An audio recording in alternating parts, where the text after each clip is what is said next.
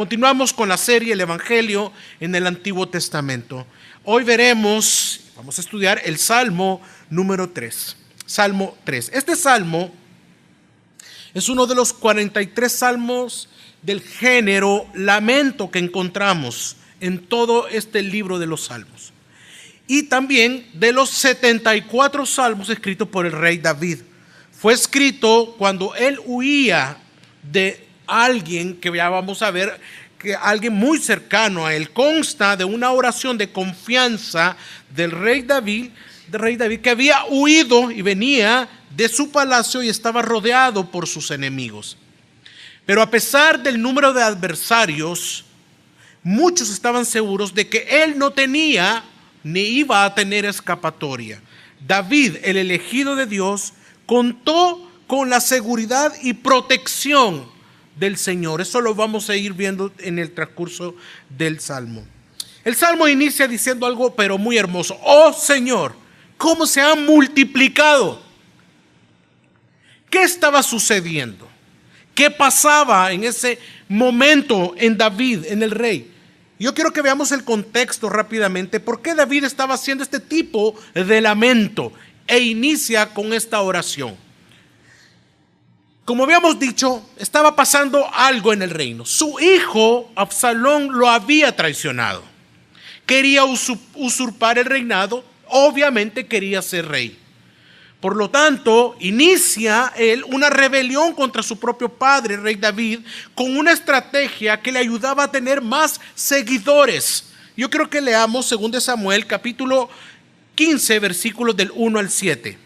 Después de esto, aconteció que Absalón se hizo de carros y caballos, y 50 hombres que corrían delante de él. Y Absalón se levantaba temprano y se situaba a un lado del camino junto a la puerta, y a cualquiera que tenía un pleito y acudía ante el rey para juicio, Absalón lo llamaba y le decía: ¿de qué ciudad eres? Y él decía: tu siervo es de una de las tribus de Israel. Entonces Absalón le decía: mira, tu causa es buena y justa, pero tienes quien escuche de parte del rey. Y decía Absalón: ¿quién me pondría por juez en la tierra? Pues cada hombre que tuviera un pleito o una causa acudiría ante mí, y yo le haría justicia. Y acontecía que cuando alguien se acercaba para inclinarse a él extendía su mano, lo levantaba y lo besaba.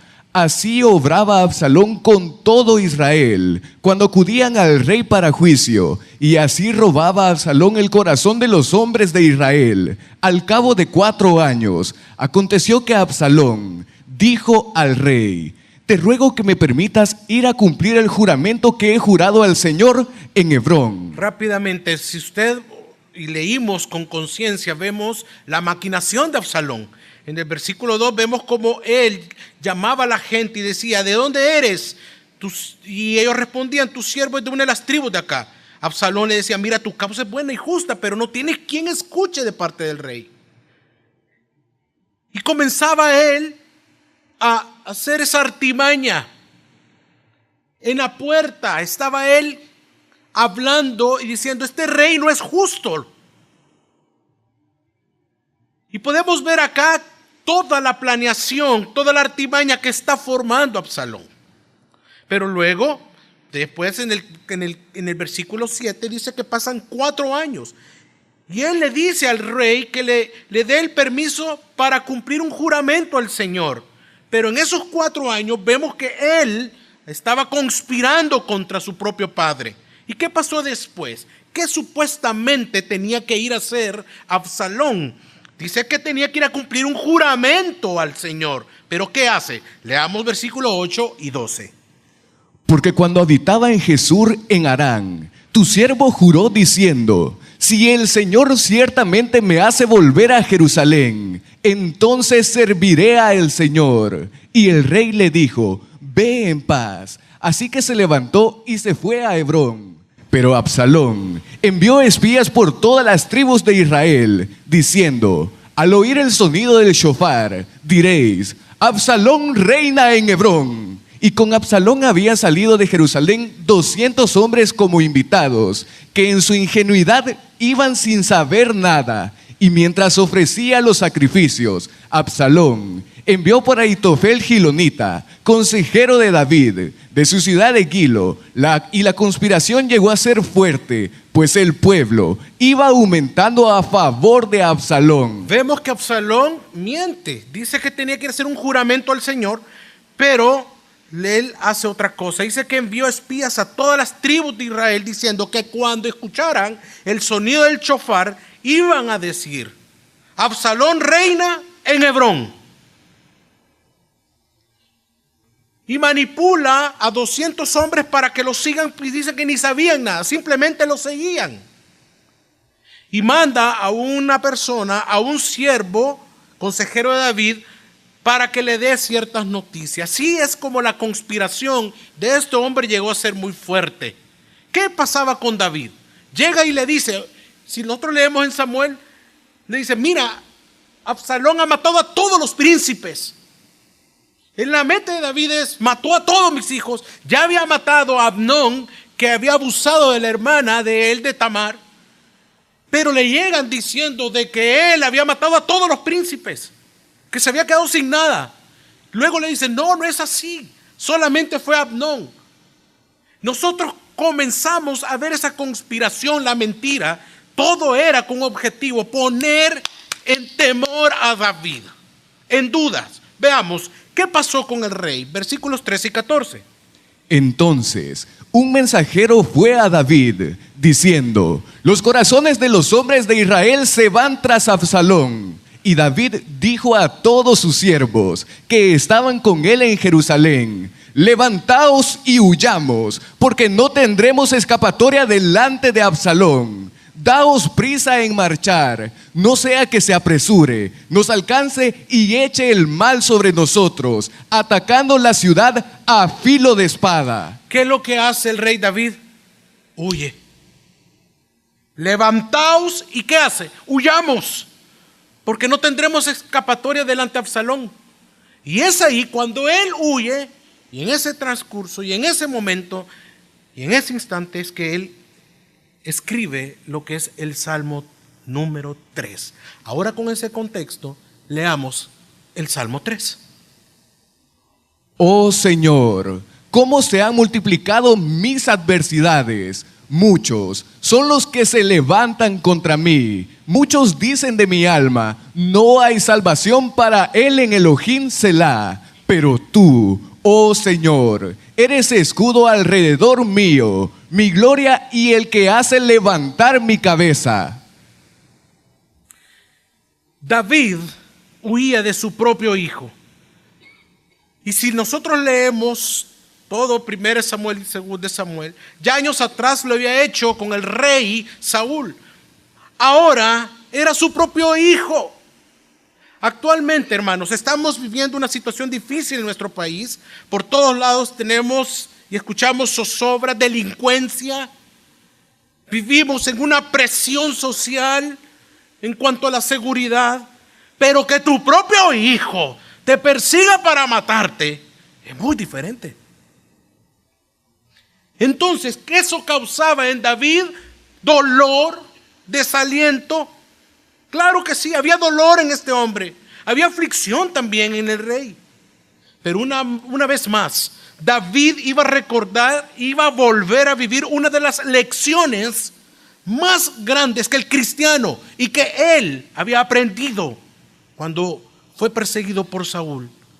Que él no tenía que olvidar que Dios es su protección, a confiar en él.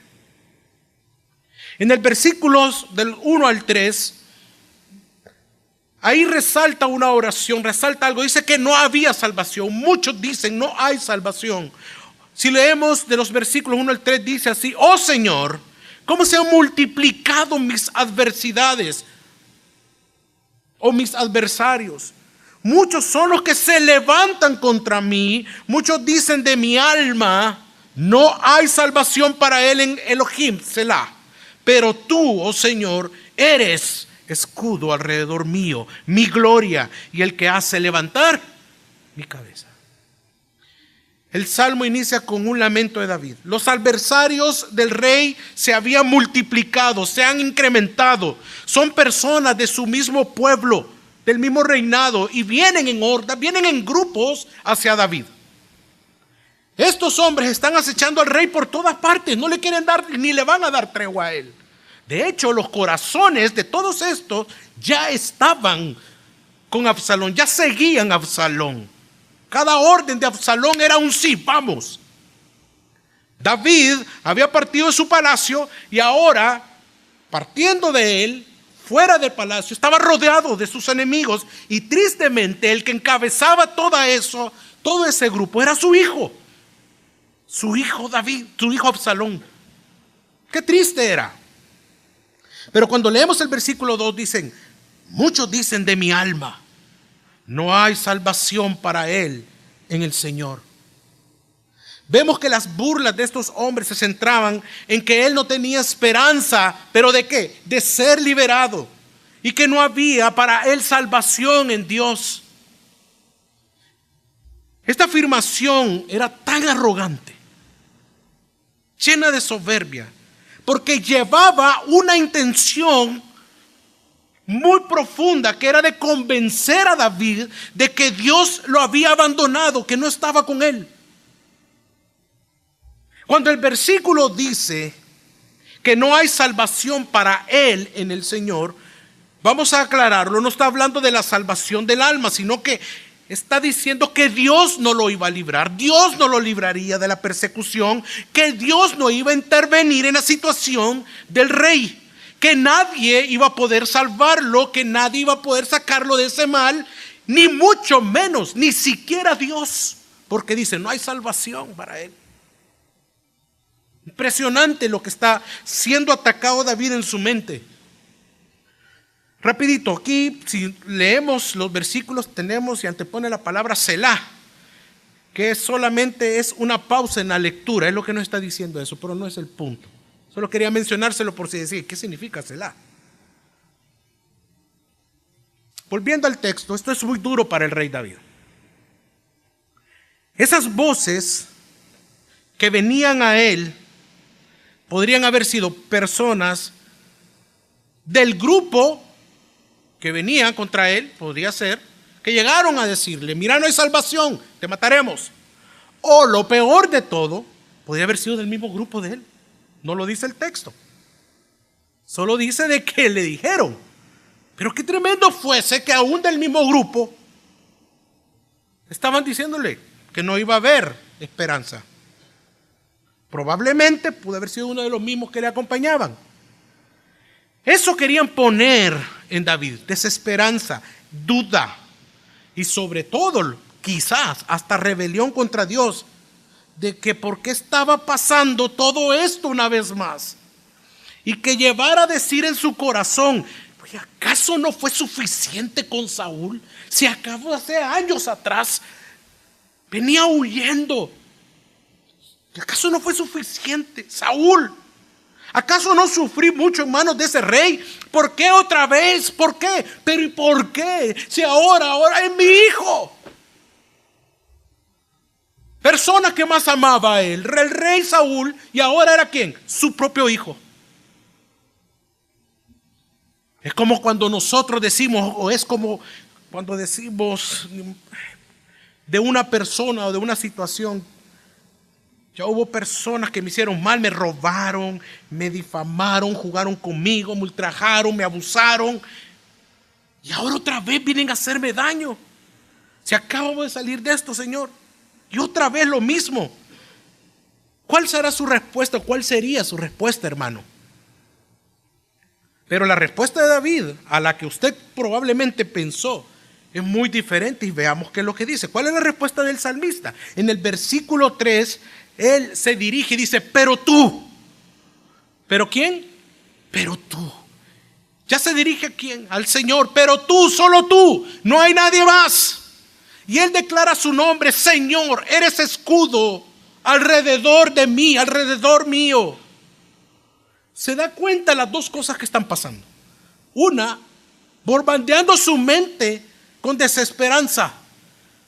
Y la otra diciendo, no, tú eres el Señor, tú eres el escudo alrededor mío. Pero ese escudo no es común.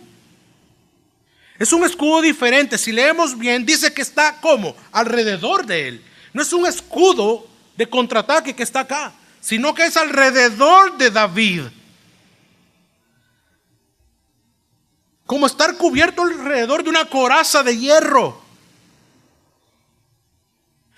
Me imagino que él venía a su mente, que Dios lo abrazaba y lo acorazaba como ese escudo.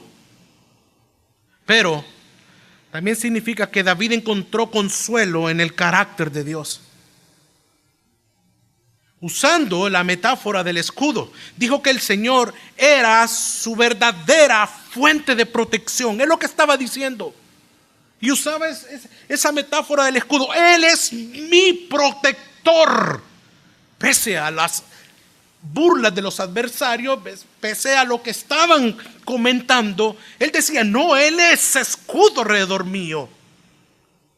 Y luego, en su oración, de esa oración pasa inmediatamente y dice, y aquí viene algo sublime, iglesia preciosa, y él dice, mi gloria. David le dice anteriormente que él es su protector, pero inmediatamente pasa de centrarse de él a adorar a Dios. Tú eres el motivo de mi temor, Señor. No son ellos, mi gloria eres tú. El propósito de mi adoración solo eres tú, solo tú eres glorioso. ¿Qué significa lo que estaba diciendo David? Señor, tú eres Dios sobre mi vida, eres Dios sobre la situación, eres Dios sobre ellos, eres Dios sobre toda la tierra. Tú eres mi Dios, esa es tu gloria, pero también es la mía que tú seas mi Dios. Hay algo más grande, su gloria. Y es por eso que aunque ellos desean verme o deseaban verle derrotado, tú ibas a ¿qué? A levantar su cabeza. Qué hermoso salmo. Iglesia preciosa, en estos versículos vemos cómo la providencia y la soberanía de Dios está sobre el salmista y en la situación que está viviendo a su alrededor. Vemos la persecución, la aflicción, las voces externas alrededor de David. Y de ese momento entramos al único que hizo, la única actividad o la única reacción que hizo David. Inmediatamente. Vemos los siguientes versículos. ¿Qué hizo entonces David? Versículos 4 al 6, por favor. Con mi voz clamé al Señor, y Él me respondió desde su santo monte Selah. Yo me acosté y dormí, y desperté, porque el Señor me sostiene. No temeré a decenas de millares de gente que pongan sitio contra mí. Qué impresionante. Tú eres mi gloria, el que levanta mi cabeza. Y dice, y vemos el clamor a Dios. Con mi voz clamé al Señor. Con mi voz clamé. Esto es lo único que hizo el rey. Los siguientes versículos, esto que acabamos de leer, nos dirige a un estilo de vida. A un estilo de vida que mucho no nos gusta vivir dentro de nuestro cristianismo, y es la oración y el clamor. Yo vengo diciendo y observando que la iglesia de este tiempo es una iglesia que no le gusta clamar, no le gusta orar. Le gusta pedir, querer recibir, pero no le gusta clamar, intimar con Dios. Aún en medio de la persecución. Quieren que otros oren por él u otras. Pero el clamor de David, en el versículo 4, el salmista inicia narrando que había clamado, que estuvo orando. Clamé, con mi voz clamé. Si leemos detenidamente el salmo, el clamor de David fue la única arma del rey. Fue la única arma contra un futuro ataque seguro o inminente. ¿Cuál fue la respuesta de parte de Dios? Lo que hizo David, él no contraatacó y dijo, vamos, pues hagamos una estrategia. Pongámonos acá, hagamos acá. Y mira, ¿viste la película 300? Pongamos esto. pongámonos acá y veamos si lo podemos hacer acá. No, mire, pongamos flechas, cavemos pozas, pongamos gasolina acá, echémosle acá, pongamos. No, ¿él qué hizo? Clamó. Clamar. Y la respuesta de parte de Dios, ¿cuál fue? Dice el versículo. Y él me respondió, dice. Y él está seguro de algo. ¿Y él qué? Me respondió. Con mi voz clamé al Señor y él me respondió desde su monte santo Selah. Qué confianza, qué seguridad la que vemos y una fe y esperanza en el rey David. Sí, hermanos, hubo una respuesta de parte de Dios y es hermoso. Vemos que ese clamor y su respuesta lleva a la calma del espíritu de David. A esa calma en medio del peligro, en medio de tantas voces que sonaban. Mira, ya está, ya vemos, allá se acerca, ya está Absalón, ahí viene, mira.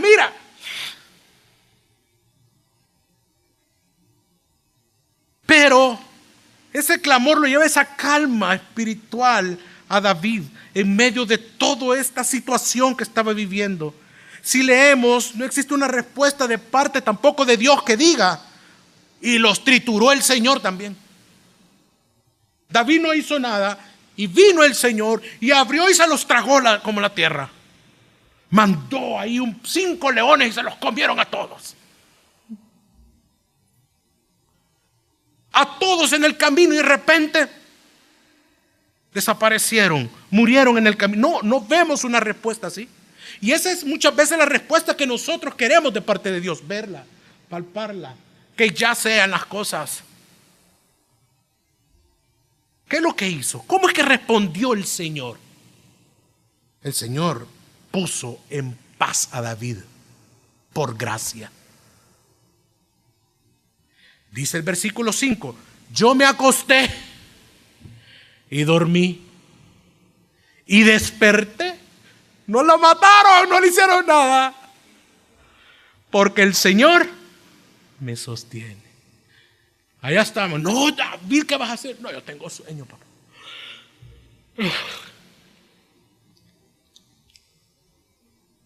Ya, no, yo con mi confianza. No, espérame. Guachimán, apárteme esos. Hágame ahí, póngame unas piedritas acá hacia al lado. Tráigame ahí las pieles, póngame. Voy a dormir. Yo tengo sueño. De repente, es que no es lo mismo, mire, solo acostarse, porque algunos nos acostamos y ahí estamos. Y son las 4 de la mañana, el gallo cantando y usted. Y mejor lo hubiera hecho. Y mejor le hubiera dicho. Mejor le hubiera hecho aquello. Y ahí estamos. No, pero él no. Dice que inmediatamente se acostó y la laguna de baba que hacía el pobre. Feliz de la vida, se durmió. Y luego de eso vemos que no pasó absolutamente nada. Mire cómo es Dios, su misericordia, su cuidado. Y dice el versículo, y despertó, porque el Señor lo sostiene. Gran misericordia es que tu mente, mi mente, nuestros pensamientos perseveren y confíen en Dios, aun cuando estamos en problemas, deudas, aflicciones, dolor o llanto, hermano. Es una bendición. ¿Cuántos dicen amén? ¿Cuál fue el resultado? El resultado fue que pudo dormir bien a pesar de toda la persecución, de las murmuraciones, amenazas de los enemigos. Cuando conocemos a Dios, no debemos de temer a nadie. No debe temer a nada. Sí va a venir el sentimiento de temor, pero no lo deben a ustedes frenar. Dios lo había protegido a través de la noche a David, aún estando rodeado de sus enemigos, y esa protección era la prueba de que sería librado completamente más adelante. Toda esta enseñanza, hermanos, nos da la confianza a usted, a mí, de poder dormir y descansar sabiendo que es el Señor que nos sustenta, sabiendo que es el Señor que te guarda, que le guarda, que guarda a sus hijos, que nos guarda a todos como iglesia, como el cuerpo de Cristo. Muchos se acuestan y no pueden dormir por el dolor de una enfermedad, por la angustia mental o por el temor de un temblor como el jueves. Yo estaba ahí haciendo estaba yo el David y de repente, yo que mareado me siento. Yo así va, y de repente estoy mareado. Y veo la lámpara y la lámpara está mareada también. No, está temblando. Jackie, está temblando. Mi esposa, confía en el Señor, hombre.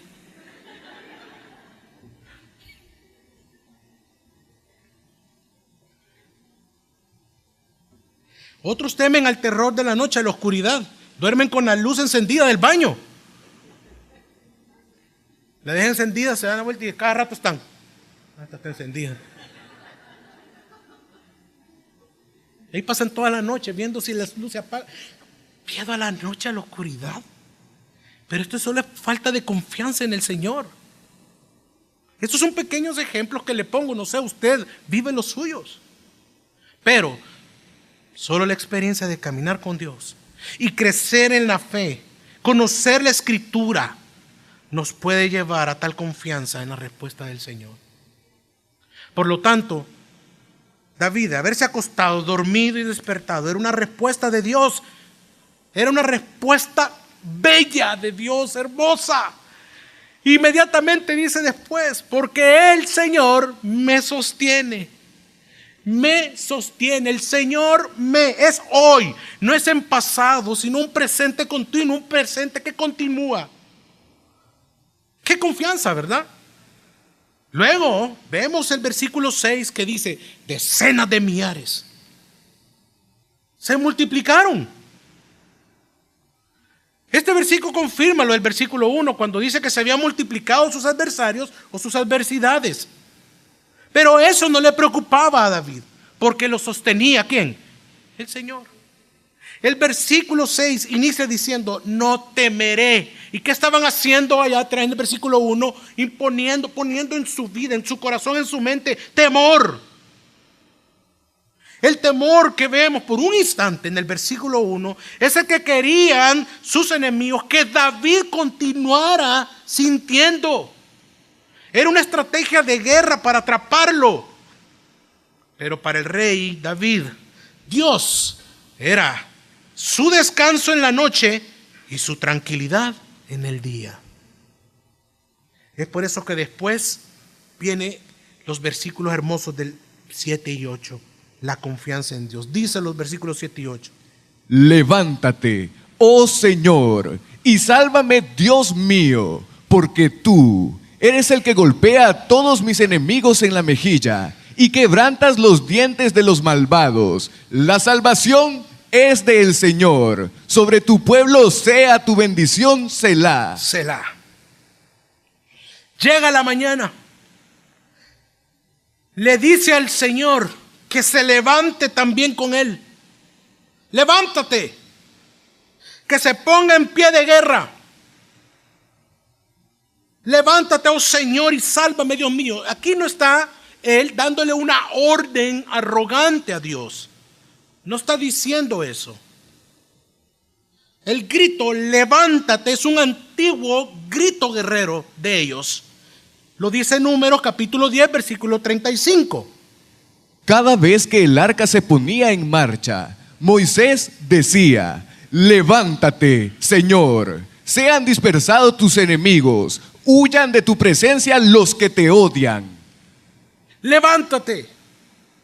El rey David, con esa confianza extrema, grande, fuerte, es que grita de esa manera, levántate y sálvame, que era lo contrario que decían que no haría en el versículo 1. Él estaba diciendo, mira, se está levantando, ya me salvó, Dios está conmigo, está con nosotros los que estamos acá. David está diciendo en este versículo 7, porque tú eres, luego pasa y le dice, tú eres el que golpea a mis enemigos. Levántate, tú eres el que va a hacer justicia, golpea a todos esos enemigos míos. David está diciendo que Dios siempre había destruido a todos los que los habían perseguido y ahora igual pedía que el Señor lo hiciera otra vez. Este versículo El rey David se está expresando con una frase de confianza en que Dios iba a hacer justicia ante todas esas personas, los enemigos de él. Él estaba tan seguro de que Dios los iba a destruir. Por lo tanto, las imágenes de destrucción que vemos acá, que dice que golpeará, mire lo que dice: levántate, se han dispersado tus enemigos, huyan de la presencia de los que te odian. Y dice: tú eres el que golpea, mire, ¡pah!, en la mejilla. ¿A quiénes? Sus enemigos. Y sobre eso les vas a quebrar los dientes. Son ejemplos bien descriptivos de parte de David. Golpea y quiebra, quebrantas. Y estos términos David usa son los que indican golpes fuertes sobre las caras de sus enemigos. Golpes letales que hasta van a destruir todos sus dientes. Es como decía el pastor Carlos, un ejemplo, cuando estábamos estudiando, es como cuando viene un Rottweiler, un Doberman, como que pareciera dinosaurio Rex, ¿verdad? De esos grandotes así. Y se le quiebran los dientes. ¿Qué poder tiene sobre uno? Aunque te quiera morder, cosquillas te va a hacer. Es lo que estaba haciendo el Señor. Iba a quebrar hasta sus dientes. ¿De quiénes? De los malos. Y todo esto para afirmar que Dios los iba a destruir completamente. Entonces su conclusión es única, porque solo Dios puede hacerlo. Solo Dios es el que está conmigo. Él es escudo. Por lo tanto, la salvación es ¿de quién? Del Señor. Qué hermoso.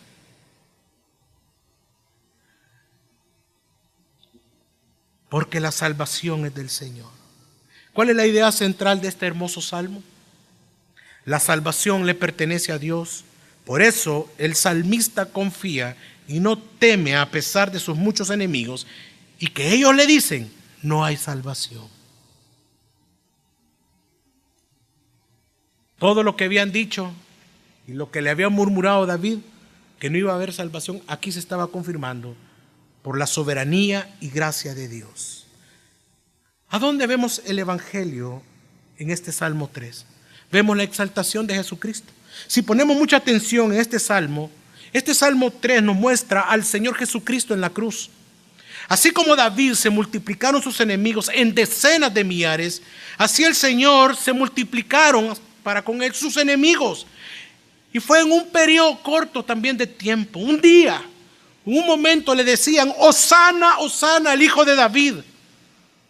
Los que estuvieron a la entrada de Jerusalén, los que pusieron palmas para que pasara, entrara en un burrito. Y esos mismos y esas mismas personas fueron los que dijeron y gritaron: crucifíquenlo y salven ¿a quién? A Barrabás. Así como David clamó, así el Señor clamó en el huerto del Getsemaní para que se pasara la copa. Pero sabía que había venido a cumplir la voluntad del Padre y no la suya. A David Dios lo guardó. ¿Pero por qué? Porque preservaría la simiente al Mesías. Pero en el caso de Jesús, la simiente ya iba camino a la cruz, Dios cumpliendo su voluntad.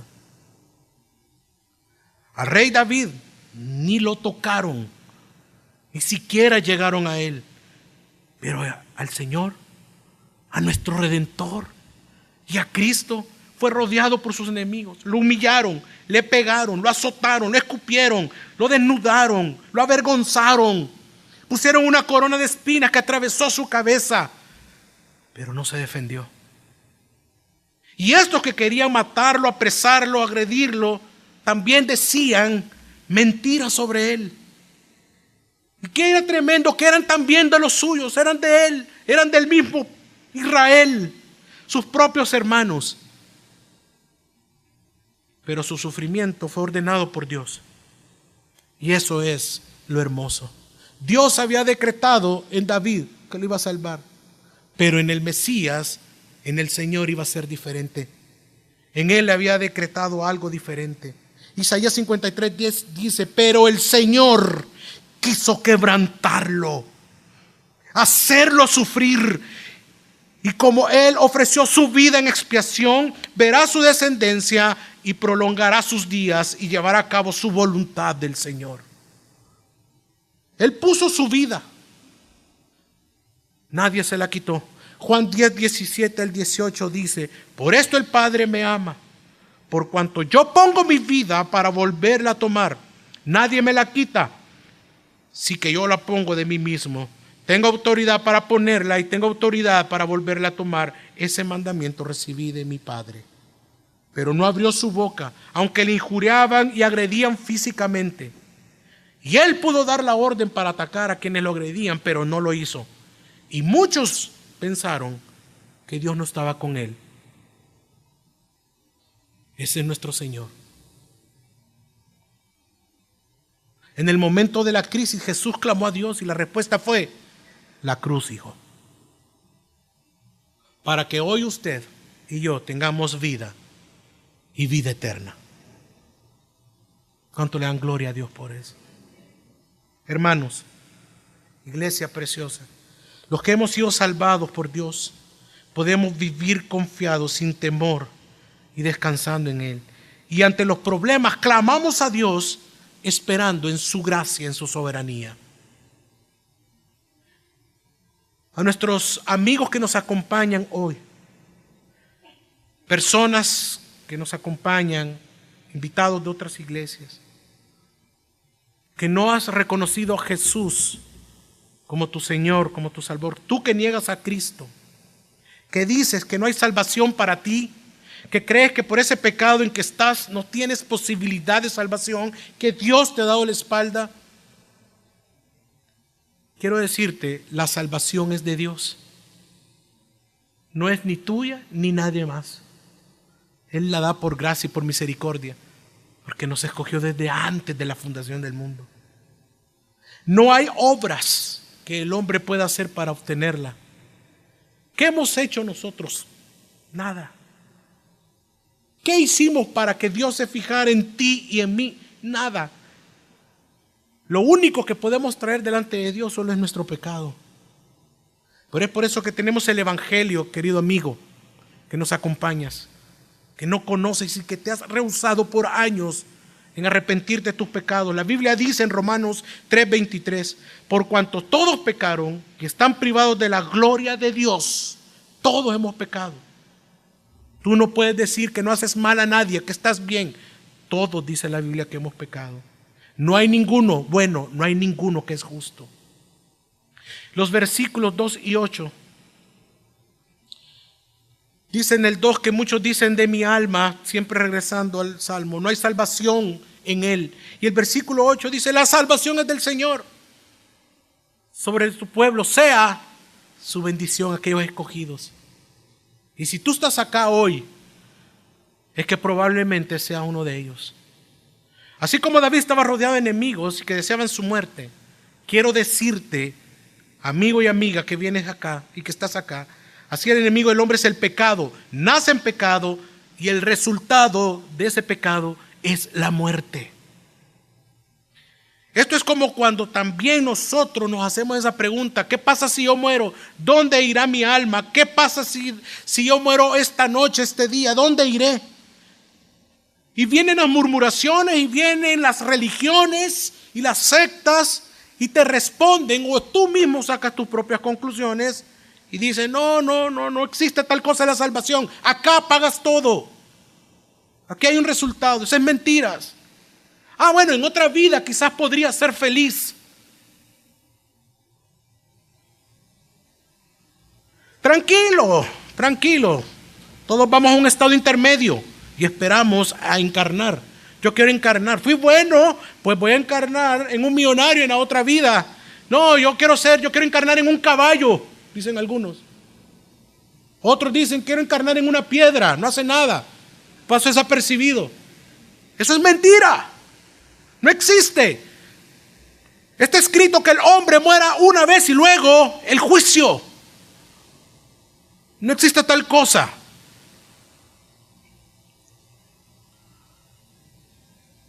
Pero también hay otros que dicen, de ti quizás se lo han dicho, hermano, amigo que nos acompañan, o nosotros hemos juzgado a una persona mala, asesina, ladrona, o que vemos con pecados visibles y decimos que se vaya al infierno y deseamos hasta la muerte a muchos.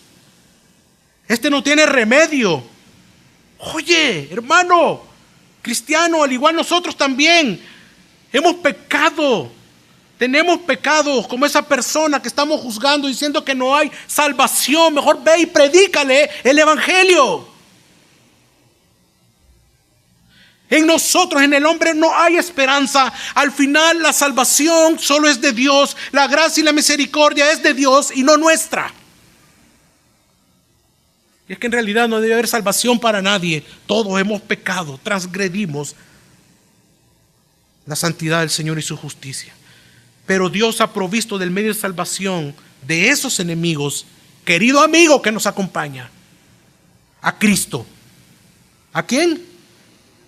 La cruz, a Cristo. Su vida, muerte y resurrección. Él es nuestro Salvador y Señor y ha venido a ser nuestra bendición, como dice Romanos 5:21.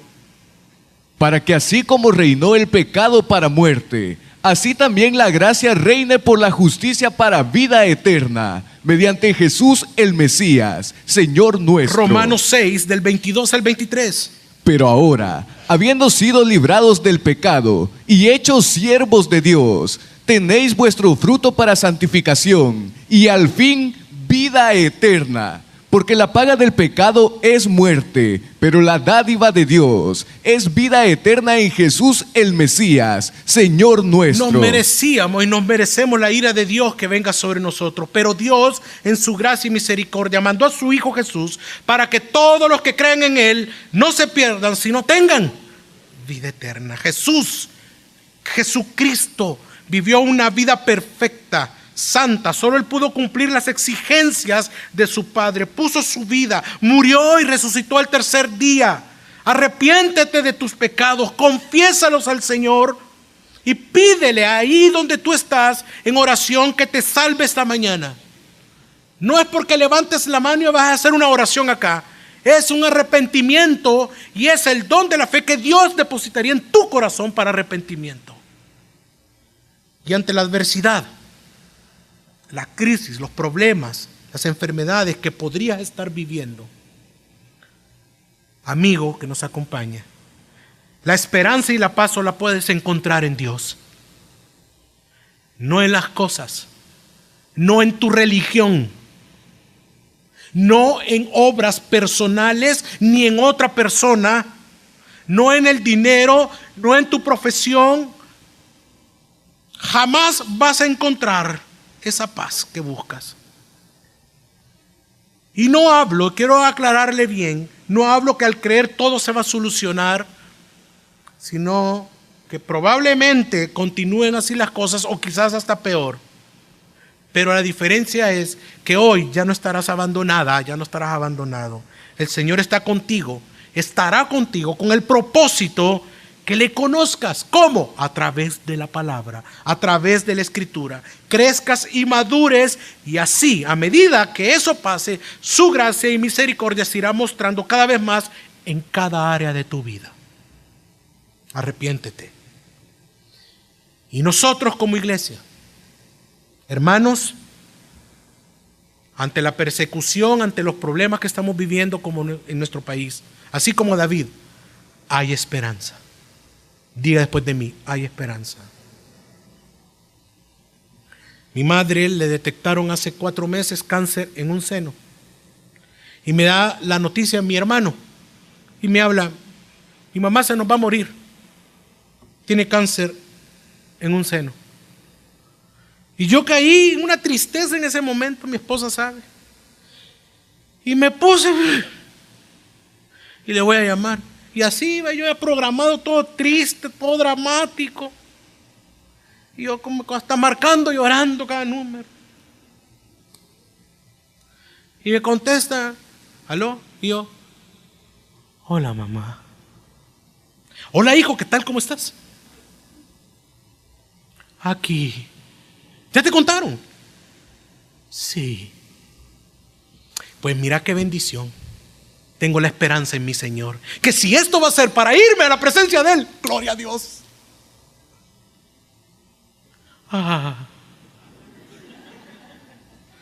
La enferma ministrando al sano y pastor.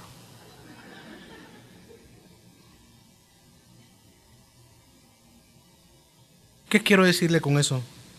No escuche las voces que le dicen que no hay esperanza. Esas voces que van sobre las verdades de la Escritura. Esas voces que le dicen que esta situación no vas a salir jamás. Que para qué vas a la iglesia. Que no te vas a sanar. Que la Biblia no es el lugar para encontrar respuestas. Lamentablemente hasta los mismos cristianos dan esos consejos. Incrédulos que te dicen, hacé, obra, no vayas a la iglesia, ¿de qué te sirve? Hermanas que están acá, que están perseverando en su matrimonio, pero el consejo que te dan es divorciate, sos hija de Dios, busca otro que te ame.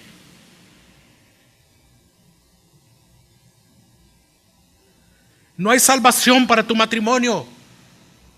Mira ese sinvergüenza.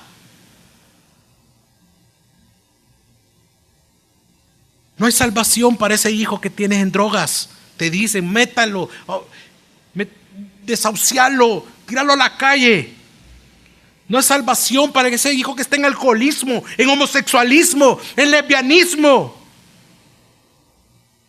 No hay salvación para ese hijo tuyo rebelde que no quiere nada con el Señor. ¿Quién dice? La Biblia dice que la salvación es del Señor. Nuestra esperanza está en nuestro Rey. Hay esperanza. Confíe en el Señor.